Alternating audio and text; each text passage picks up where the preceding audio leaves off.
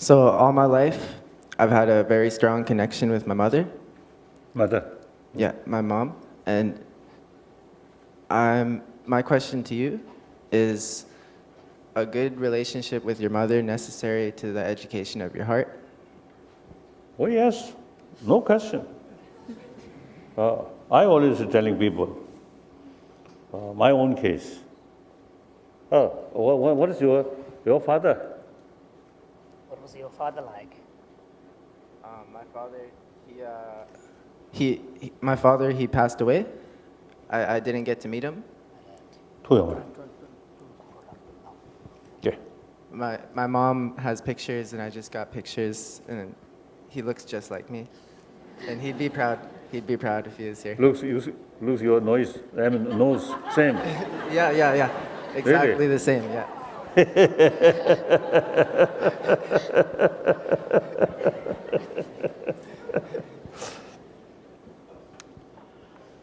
Yes, I think one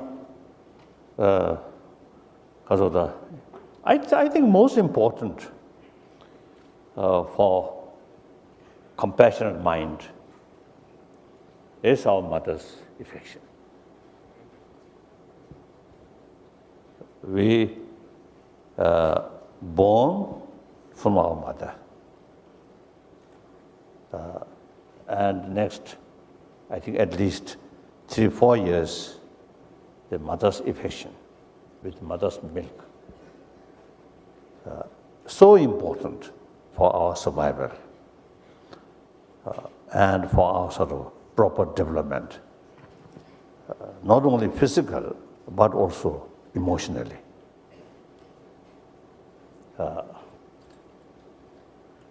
Biologically, we are compassionate mammal because we are social animal, because way we born, because way we grown up, at least early period because of the few years.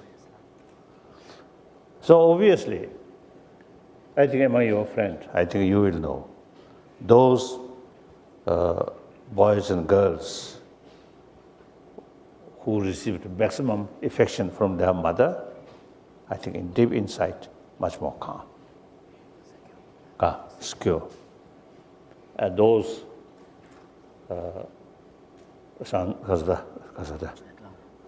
people, young people, or even to the people at the young age, lack of sufficient mother's affection, or sometimes unwanted child, or mother abandoned.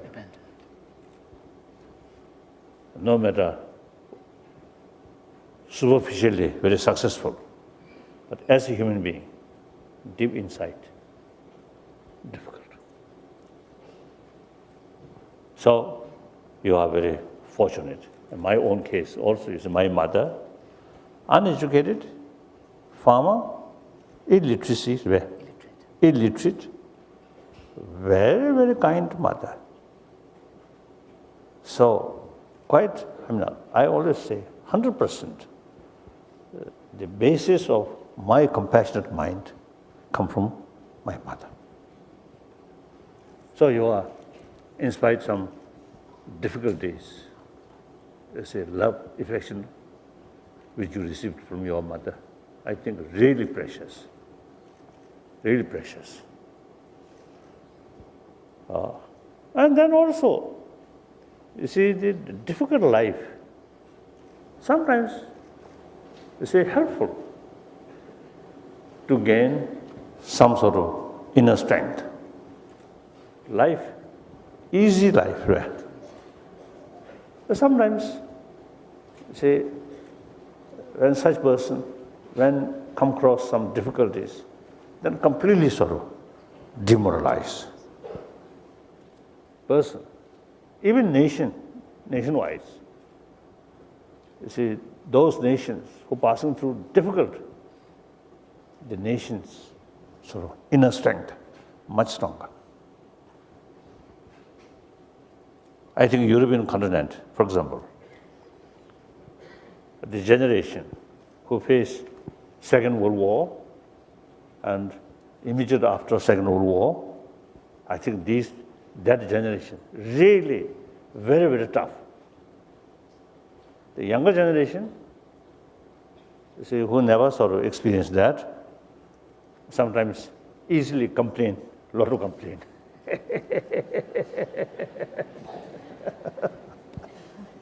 So I think Canada as well as America, I think both, you see, your own country, you see, no foreign sort of invasion of these destructions. So maybe, I don't know. But you know better, I don't know.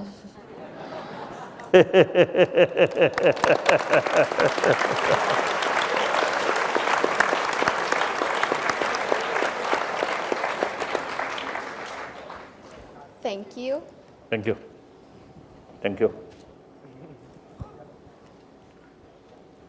Your Holiness, you may have noticed one person sitting here with us that is not a student. I would love to introduce Dr. Kim Shonert Reichel. She is a researcher, professor from the University of British Columbia, and a world expert on social and emotional learning.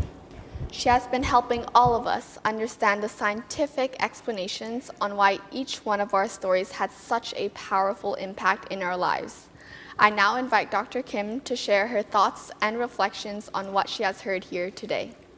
So it's such a pleasure to be here with you, Your Holiness, and to share with you some of the scientific evidence about these stories you've heard. You know, what we know now from science is that when you educate the heart, students don't only learn to be kind and compassionate, it also increases their school achievement. They get better grades, they do better in school. And what you've heard today is these stories about adolescence. And I want to just give you a little bit about teenagers.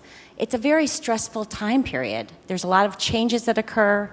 There's a stress pileup in terms of changes in school, the community, peer groups, and even changes in the brain that can affect them. And it's also a time of malleability of the brain. The brain is plastic, you know, and so you're able to learn a lot. So although adolescence is a time of increased vulnerability and problems to occur, it also is a time of a window of opportunity in which we can really create programs for adolescents. And what you heard today are different stories of what these adolescents learned. And rarely do adolescents actually learn the science. The teenagers don't learn the science behind what they do. But here they are. Actually, in British Columbia, we're making an effort to help the students learn the science. So I'm going to talk about 3 different things. First, I'm going to talk about relationships. And what we know from science is that supportive relationships play such a critical role in buffering stress. That when, and how, right, and there's a quote I'd like to use by John Bowlby, who studied early attachment theories, who said, "Human beings are happiest and able to deploy their talents to best ability when they experience trusted others as standing behind them." And the notion that adolescents can not just turn to their families, but to teachers. And what we now know from the research, and in fact a recent study we did here right in Vancouver of about 3,000 young people, is that the most important relationship for them in predicting their optimism, their well-being, their self-concept was not just relationships at home or in the community, it was supportive relationships with teachers that played such a critical role. And I think you heard today from the stories of those roles of teachers that played. We also know from science, and you already said this, I'm going to say it again, is that when you help others, when you are kind, it increases your happiness. You become happier yourself. And actually, what we know now from science is that when you're happier, when you have more positive mood, you actually learn more. You do better in school, you're open, you're more creative as well. So kindness is something that we could promote in schools and students learning about the science of kindness. And the last piece I want to mention is about volunteering. A lot of schools have opportunities for students to volunteer. And we did one research study here in Vancouver looking at students who were 15 years of age. And we wanted to know if those students who volunteered and worked with younger children, if it would actually improve their health. So we looked at things like cholesterol and something called IL-6, which is how you process your immune functioning, as well as body mass index. And we found that those students, this was through a randomized scientific study, half of the students volunteered once a week for 10 weeks, an hour and a half a day, just for once a week, for 10 weeks. And we found that those students who volunteered, it reduced their cardiovascular risk. They actually, Nhưng ta trở về cái nhưng này là trở về những stress that Did it? so they improved their health, which brings educating the heart to a whole new description, basically. So, and we found that those students, by doing that, working just once a week for an hour and a half, that they actually, those who developed the most in empathy, had the best effects on their heart health. So these are some things that we're doing here in BC and bringing in the science to actually be able to change the minds of maybe some school officials and other people about the importance of this. But I also want to have you look at all these young people now here and these young people on the panel and all of those out there, is that we have tremendous potential here. And it's really up to the adults to help unlock that by providing the experiences and opportunities for these young people. Often adolescents are sort of portrayed as being egocentric and selfish and problems, but I think what you see here is that we have such an opportunity that we could change that framing of students to be ones who could be kind and compassionate and caring. Wonderful. Very wonderful.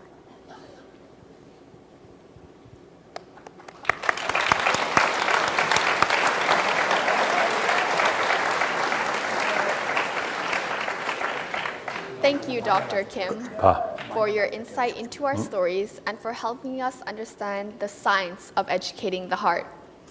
Your Holiness, do you have any final words that you would like to say? So, as I briefly already mentioned, world facing some kind of moral crisis. That not basic human nature is something negative. No.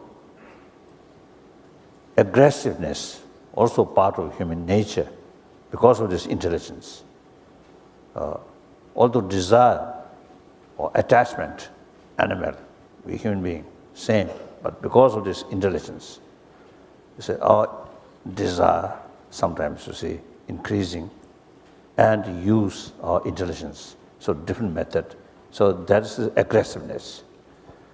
However, as you mentioned, also you say some sort of scientist, as I mentioned briefly, you see they, through their scientific way of experiment or research, basic human nature is more compassionate.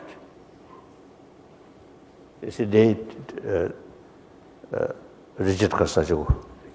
Richard Davidson, one time, you see, he showed some sort of picture, you see, that the cartoons of showed video images of a cartoon. You see, the two young sort of person, or children. One picture shows helping affectionately. One little sort of create obstacle to other. Hindrance. So then show very young children, age 4, 5, very young. 6 months. 6 months. So the reaction, such young, very, very young sort of child, when they see helping, more compassion, they feel happy. Hindrance, dislike. So we can conclude basic human nature is more compassionate. Then obviously, as I mentioned earlier, consider anger, very bad for our health. Compassionate mind, very good for our health. So that good health. So because I think the way we born, that way. So biologically, we are more compassion goes very well with our body. Fear, anger, these are so same 강세지구수지. Although they belong to the same part of human nature, 맞다. Emotion correct same family of the emotions. anger, fear, distrust, hatred, irritation, all these is the same. And also is it extreme self-centered attitude and short-sightedness. It's the same sort of group, same family. So these are very harmful. So now,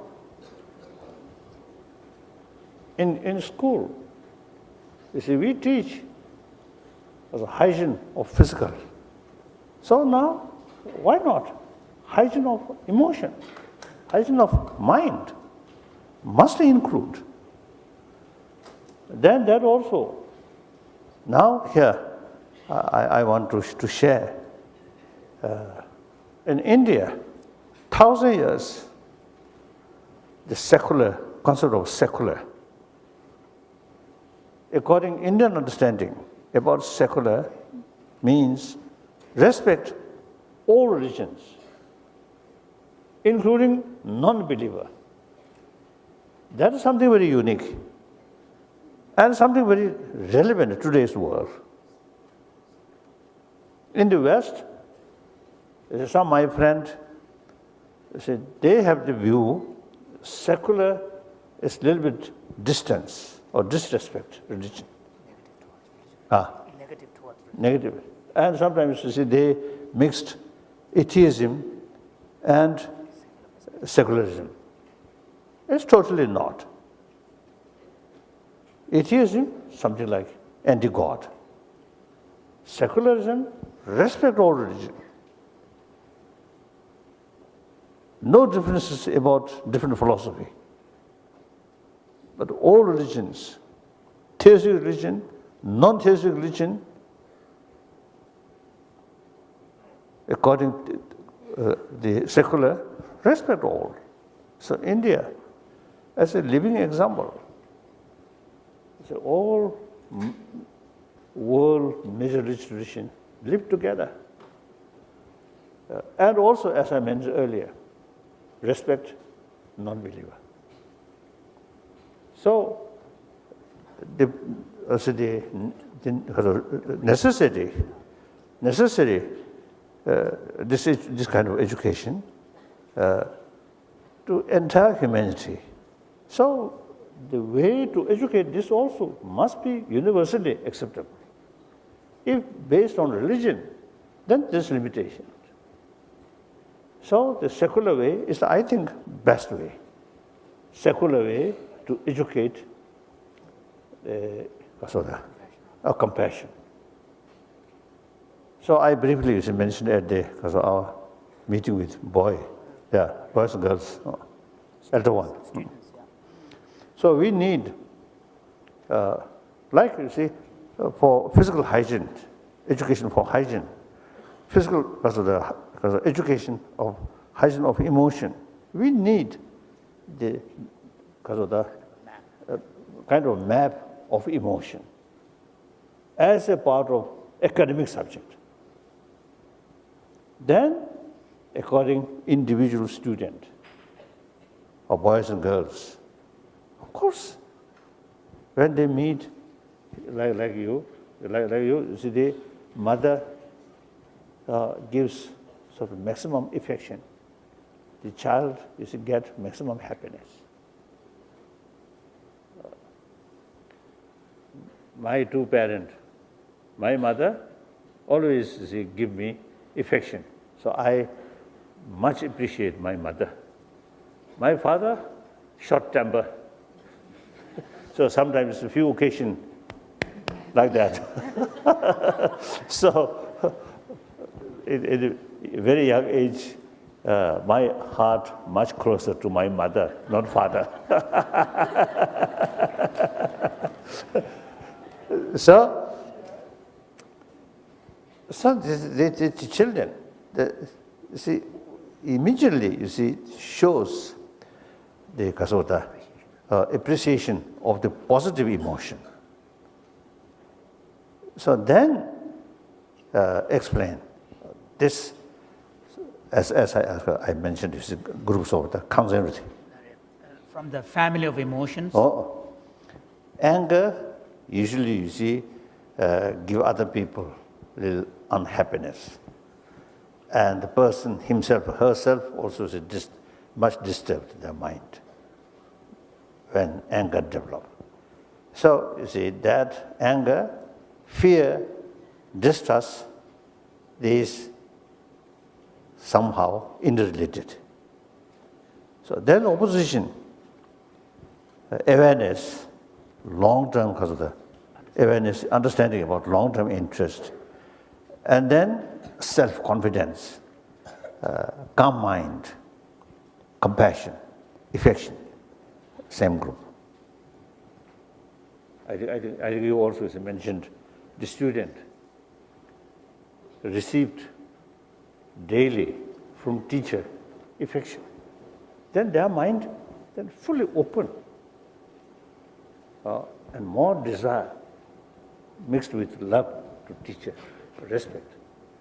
So the lesson come from teacher go very deeply in my mind. If student come to this class with feeling, oh, awful, class doors awful slow in counting if the students turn up in the classroom with a sense of reluctance and unwillingness, it's very difficult to absorb the lesson. The teacher may be very, very educated, great professor, but less showing smile, less showing sort of affection. And then student, now Monday I have to go to receive, you see, some special kind of blessing from that awful teacher. So I think all level, I think just, you see, after birth, from that time till death, affection is the main factor give person so inner peace or happiness. So firstly, I think, and then again, I think the kasajuti. Once you see, get the sort of awareness about the map of emotion, that provide them clear picture, the value or harmfulness about these different emotions. Then also, you see, the relevant other emotions. So in order to prevent anger, you must prevent irritation, like that. In order to develop compassion, equality, entire human being want happiness, do not want suffering. And a social animal, my future depends on them. So, you see, then those who say awareness, so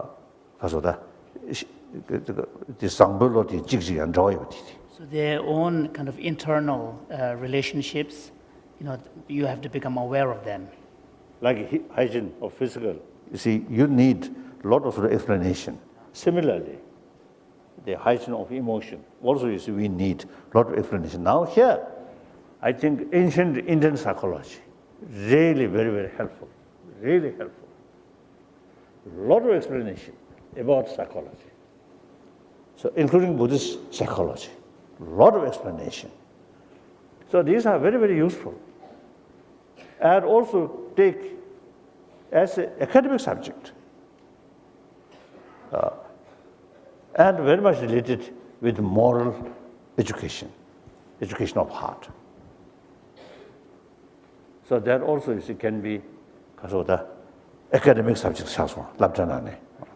So that can be treated as an academic subject, yeah. So, I think the ancient Indian psychology is very rich. So, I think from kindergarten, because we can done. We can expand it and elaborate on them, yeah.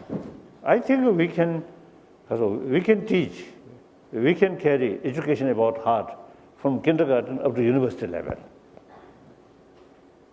More detailed explanation, more detailed, wider explanation like that. So here you already implement these things. So wonderful.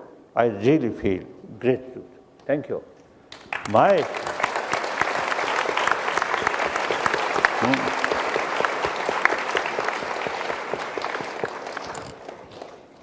job is just blah, blah, blah, blah. You see, you implement. So wonderful. Thank you.